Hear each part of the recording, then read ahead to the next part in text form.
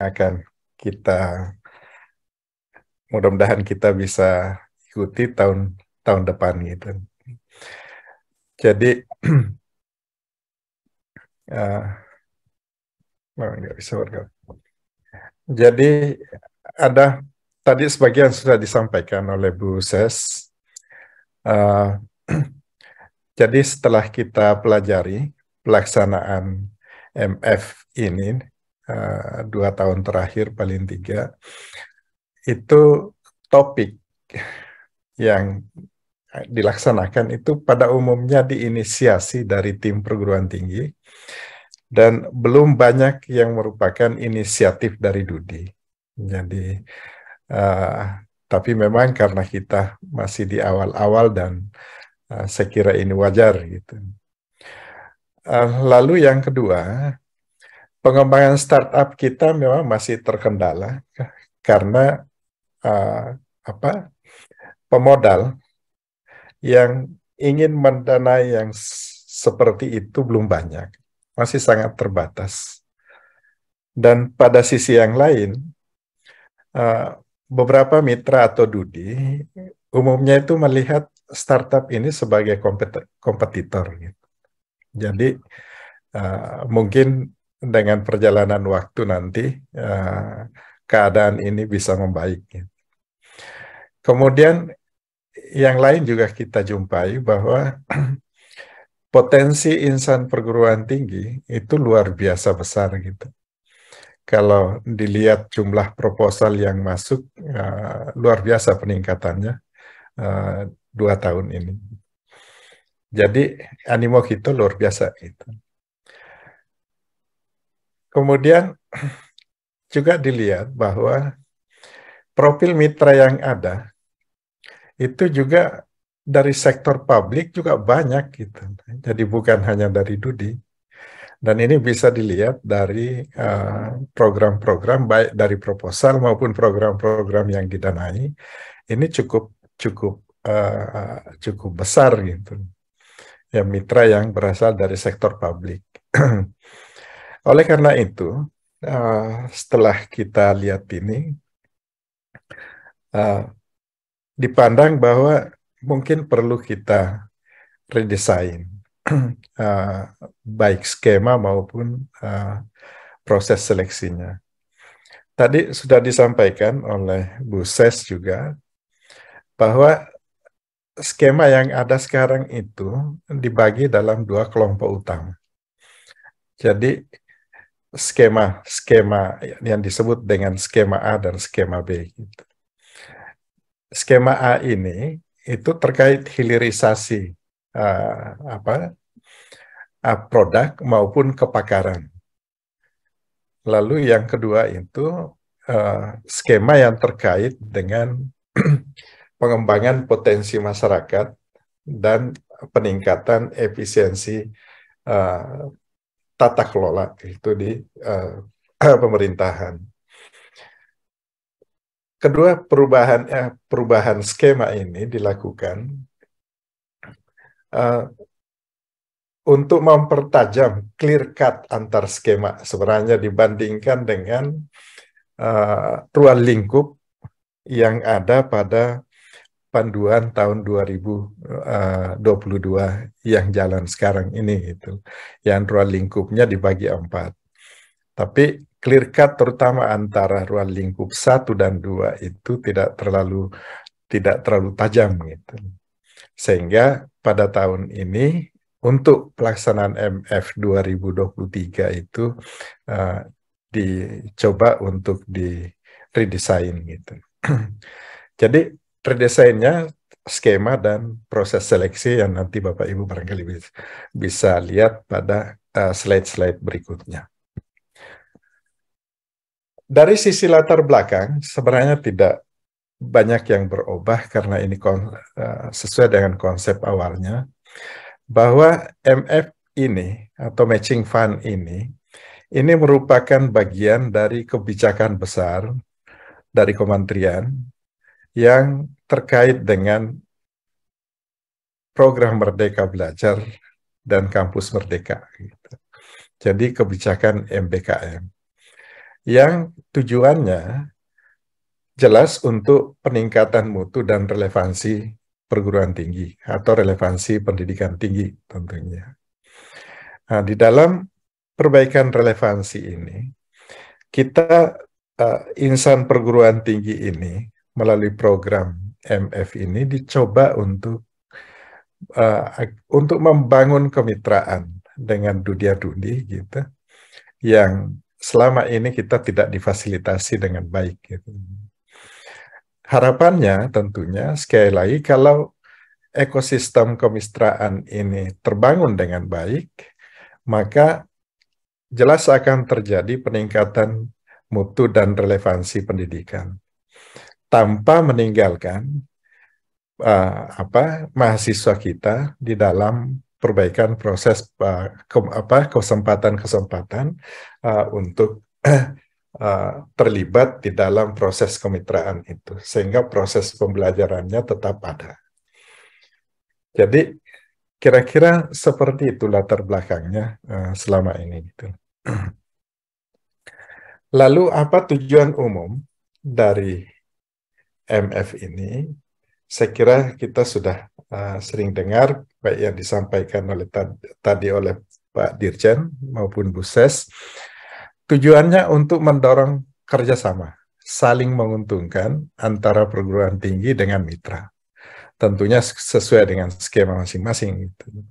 Jadi kita inginkan ada kolaborasi yang saling menguntungkan. Atau sering disebut tentunya win-win collaboration. Lalu, siapa yang disebut dengan mitra? Jadi, mitra itu di sini, atau di program ini, merupakan pihak yang dalam hal ini bisa dunia industri, NGO, tadi Bu Ses juga sampaikan, pemerintah daerah, BUMN, dan lain-lain, yang berinvestasi. Jadi, yang turut berinvestasi dalam bentuk baik in cash maupun in kind untuk melaksanakan program MF bersama dengan kita-kita ini insan perguruan tinggi. Di samping mereka berinvestasi, bisa jadi sekaligus sebagai penerima manfaat. Gitu.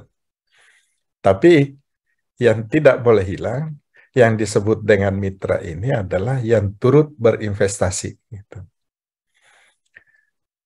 Sedangkan penerima manfaat lainnya, bisa saja industri rumah tangga, usaha mikro, dan masyarakat secara umum. Jadi, penerima manfaat yang tidak ikut berinvestasi. Gitu. Ini. Oke. Tadi sudah disampaikan bahwa ada dua skema besar ya pengelompokannya untuk tahun 2023 ini yang disebut dengan skema A dan skema B. Skema A itu adalah kemitraan untuk hilirisasi inovasi hasil riset atau kepakaran. Jadi menghilirisasi inovasi-inovasi hasil riset atau menghilirisasi kepakaran yang ada di perguruan tinggi. Gitu. Jadi kemitraan ini, kemitraan antara perguruan tinggi dengan pihak DUDI atau mitra lainnya untuk hilirisasi atau komersialisasi produk inovasi atau penyelesaian persoalan yang dihadapi DUDI atau mitra atau permasalahan bersama gitu. Nah, dan khusus untuk skema ini, kita diperkenankan untuk merancang program untuk 2 tahun dengan rasionalitas yang jelas. Namun demikian, perlu diingat bahwa kelanjutan pendanaan program untuk tahun kedua akan sangat tergantung pada hasil evaluasi capaian tahun pertama. Hal lainnya yang harus diingat, bahwa dalam proposal yang kita ajukan, RAB-nya itu hanya RAB tahun pertama. Dan yang terakhir catatannya adalah kontraknya tidak multi-year, tapi kontrak tahunan. Gitu. Jadi oleh karena itu, meskipun ada peluang ini, tolong dirancang dengan baik kalau akan mengajukan 2 tahun dan berikan rasional yang sangat jelas gitu, sehingga bisa meyakinkan nanti bahwa benar ini membutuhkan waktu 2 tahun untuk mencapai luaran yang diinginkan. Lalu berikutnya, skema B, yakni kemitraan dalam pemberdayaan masyarakat atau efisiensi tata kelola pemerintahan. Jadi sebenarnya ini kalau kita lihat program-program yang dibiayai tahun 2022 ini, banyak yang berada di wilayah ini. Jadi misalnya ada yang terkait dengan pengentasan masalah stunting. Kemudian ada sejumlah program untuk peningkatan efisiensi tata kelola pemerintahan. Dan mitranya di sini antara lain yang dilibatkan dapat dari instansi pemerintah, NGO, atau mitra lainnya. Sekali lagi, harus kita ingat apa yang dimaksud dengan mitra tadi. Lalu skema A ini, kalau Bapak Ibu sudah download panduan, itu dibagi ke dalam 4 subskema yang kita sebut A1, A2, sampai dengan A4. Kalau Bapak Ibu perhatikan, di A1 ini adalah kemitraan yang tujuannya untuk menghilirisasi inovasi hasil riset untuk tujuan komersialisasi. Jadi, kita yang punya hasil riset dari insan studi, lalu mendapatkan dari insan perguruan tinggi, mohon maaf, lalu kita mendapatkan dukungan dari pihak studi. Karena pihak studi memandang ada potensi dari hasil riset kita untuk dikomersialisasikan. Jadi, kalau kita analogikan, barangkali kita yang punya, lalu industrinya bilang ini punya potensi untuk kita komersialisasikan. Lalu yang kedua, hilirisasi kepakaran untuk menjawab kebutuhan studi. Pada kelompok ini, pihak studi yang mengajukan bahwa mereka memiliki persoalan spesifik dan membutuhkan kepakaran dari perguruan tinggi untuk diselesaikan melalui tentunya kegiatan riset terapan. Jadi ini beda dengan yang tadi. Kalau yang A1 kita yang memiliki hasil riset atau inovasi, industri bilang ini memiliki potensi sehingga kami ingin bermitra. Gitu. Kalau ini, studinya yang atau mitranya menyatakan bahwa kami memiliki masalah dan kami ingin bermitra dengan Anda untuk menyelesaikan masalah ini. Ini seringkali kalau kita ini sebut penelitian industri atau industrial research. Tentunya barangkali Bapak Ibu bisa melihat-lihat hal semacam ini barangkali, model-model industrial research yang biasanya riset-riset terapan gitu. Lalu kelompok ketiga, A3, itu adalah pengembangan produk inovasi bersama-sama. Jadi kita duduk bersama. Jadi kalau tadi ibaratnya A1 kita ke studi, A2 studi ke kita, sekarang duduk sama-sama gitu. Untuk menjawab suatu tantangan baru. Untuk mengembangkan produk baru, untuk menjawab tantangan tadi gitu. Tentunya ini kita tidak akan berangkat dari sesuatu yang tidak dari nol tentunya gitu. Hanya karena kita hanya punya waktu 1 tahun, waktu kita sangat terbatas gitu. Jadi tentunya kita sudah berada pada ini contoh yang seperti ini kita bisa lihat apa dulu misalnya kebutuhan vaksin, maka perguruan tinggi bermitra dengan sejumlah mitra untuk menghasilkan vaksin sebagai kebutuhan nasional. Berikutnya ada kelompok 4. Ini tujuannya agar terjadi peningkatan TKDN atau menghasilkan produk substitusi impor melalui proses reverse engineering. Jadi kita tidak, harapannya kalau perguruan tinggi bermitra dengan DUDI, sama-sama duduk untuk bisa menghasilkan substitusi produk impor, apakah itu produknya secara utuh maupun produk materialnya. Jadi nantinya ini harapannya akan terjadi peningkatan kandungan lokal pada produk yang akan kita hasilkan. Jadi saya kira kita juga sudah sering dengar reverse engineering, banyak negara yang sukses, tidak semua langkah mulai dari awal sampai akhir dia teliti, tapi dia ambil di ujung, kemudian dia reverse, kemudian dia cari apa yang harus diperbaiki, disubstitusi, dan lain-lainnya. Gitu. Saya mohon di ini, Mbak Anggi, kalau suara saya ini, karena sekarang hujan deras lagi di sekeliling sini. Kelihatan, kedengaran suara saya, Mbak Anggi ya? Iya, terdengar, Prof. Sejauh ini sangat jelas.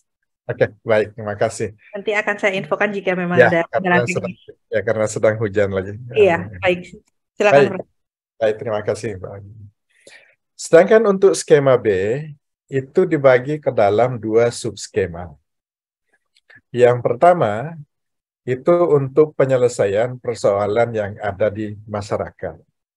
Jadi, apakah itu terkait peningkatan ekonomi, kesehatan, ketahanan pangan, dan lain-lain yang ada di masyarakat, melalui inovasi yang dimiliki oleh perguruan tinggi.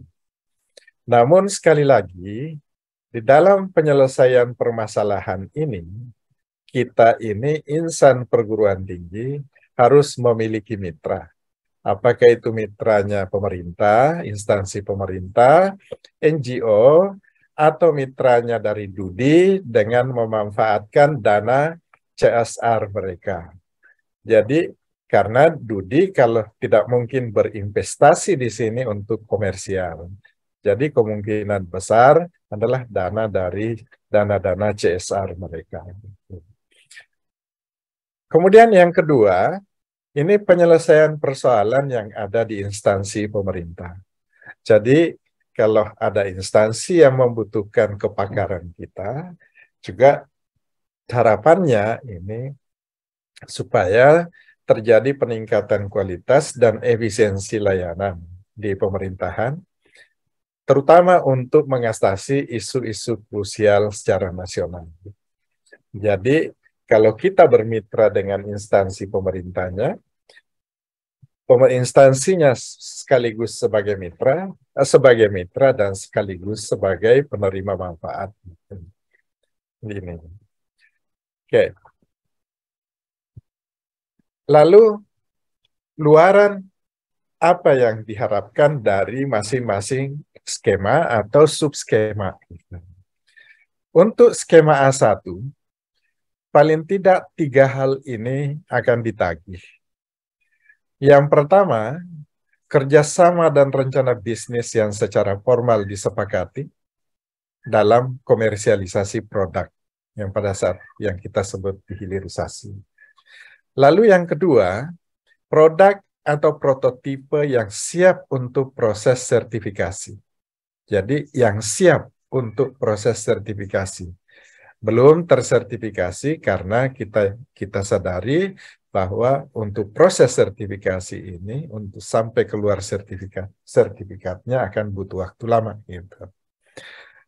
Lalu yang ketiga, butuh bukti adanya produk yang siap dipasarkan, atau sering disebut ready to market version. Gitu. Jadi ada produknya yang siap untuk masuk ke pasar. Gitu.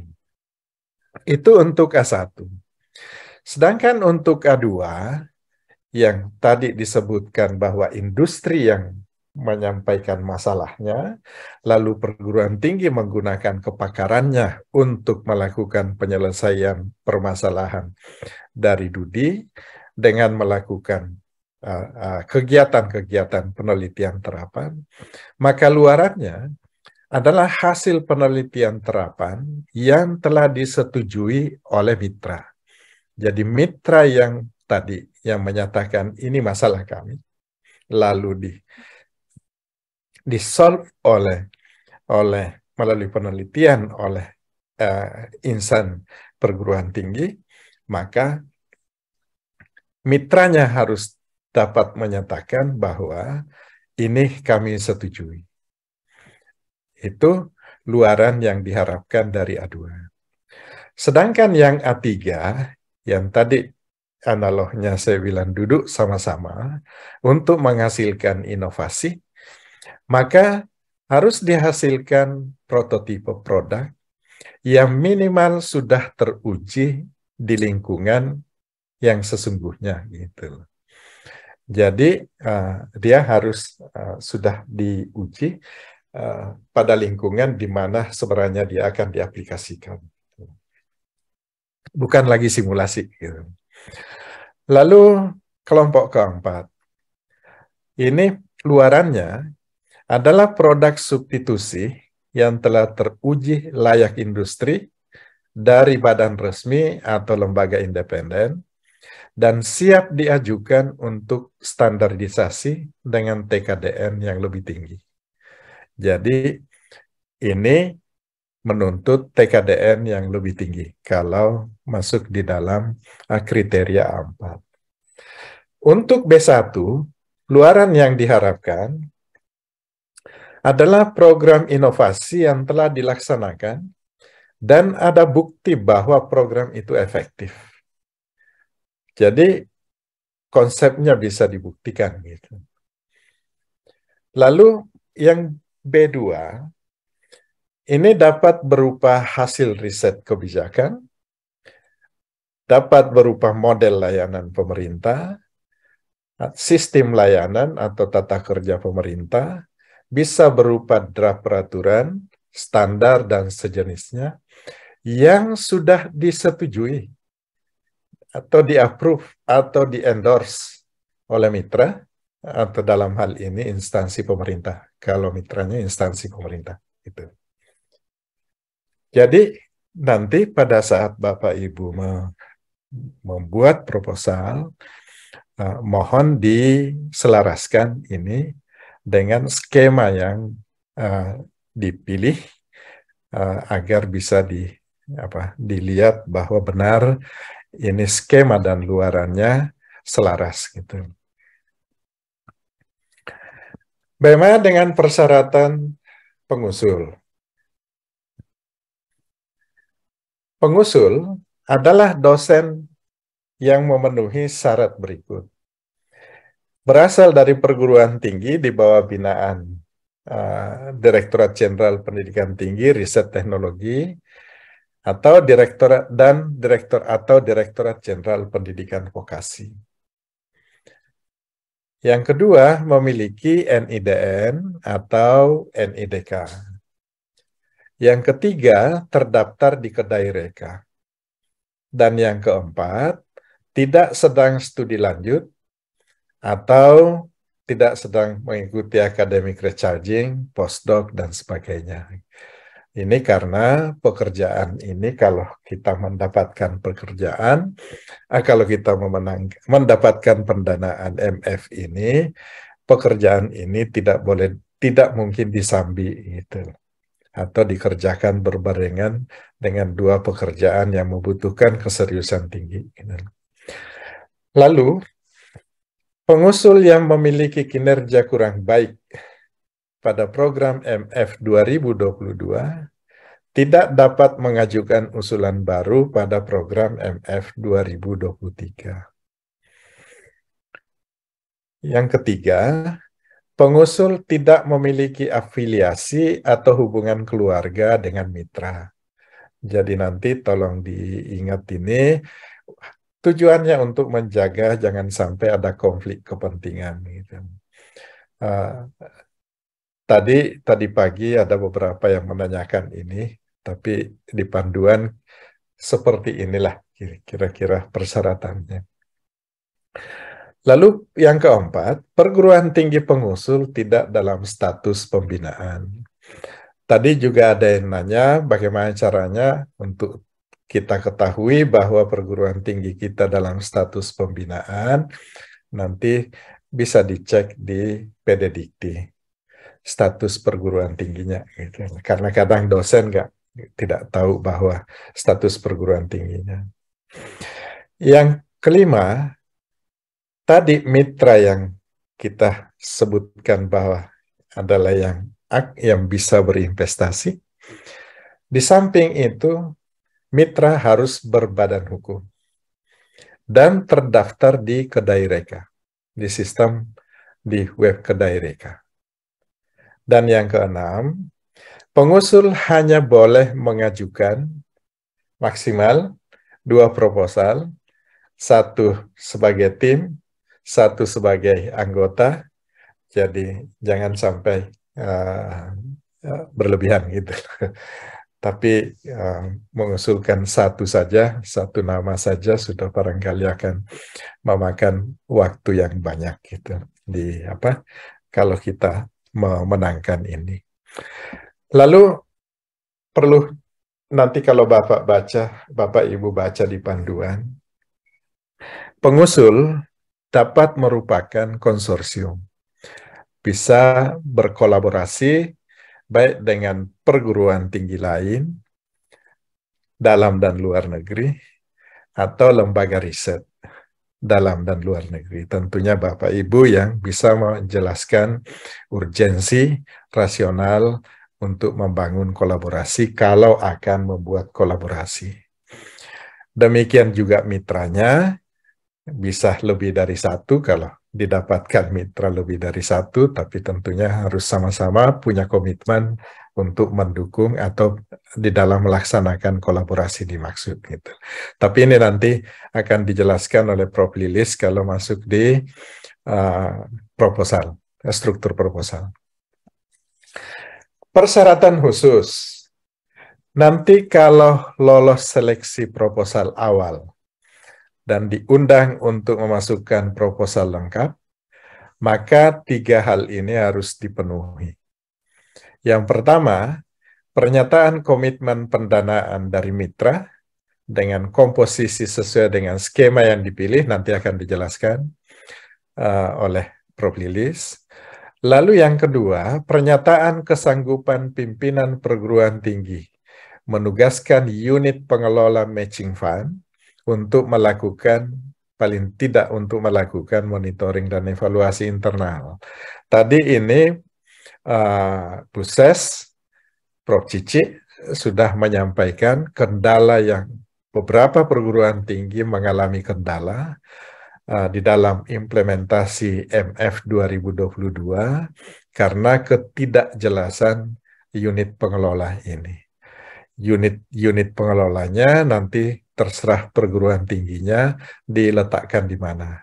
Apakah itu di-attach ke LP2M atau ke unit mana, sangat tergantung pada manajemen perguruan tingginya. Lalu yang ketiga, khusus untuk pengusul vokasi. Kesiapan hasil inovasi khususnya skema A1, yang tadi inovasi dari perguruan tingginya untuk dikomersialisasi, harus dibuktikan dengan pernyataan tingkat kesiapan teknologi yang disahkan oleh ketua lembaga penelitian atau lembaga lain yang terkait. di ininya. Jadi ini 3 hal ini akan diminta kalau lolos proposal awal dan diundang untuk masukkan proposal lengkap. Tahapan pengusulannya ini bisa dilihat di panduan.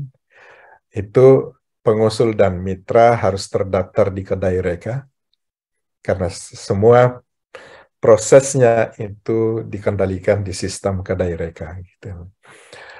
Lalu mengunggah surat pernyataan di Kedai Reka lagi yang menyatakan pengusul dan mitra bersepakat untuk melakukan kerjasama dalam rangka program MF 2023.